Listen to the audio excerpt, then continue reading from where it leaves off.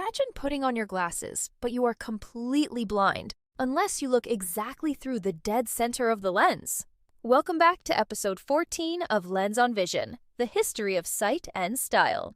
For hundreds of years, that was the frustrating reality for anyone who wore glasses. The edges of early lenses were completely distorted.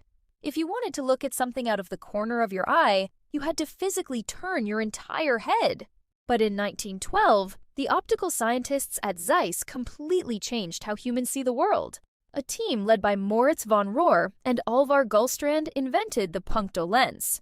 This was the very first lens to provide point focal imagery, finally allowing wearers to see with absolute clarity all the way to the peripheral edges of the glass.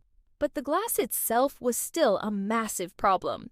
If your prescription was strong, your glasses were incredibly thick, uncomfortably heavy, and shattered easily.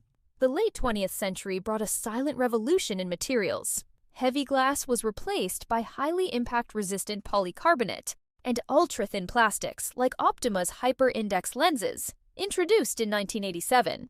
While the science of the lens was being perfected, massive corporate empires were rising in the background to sell them to you.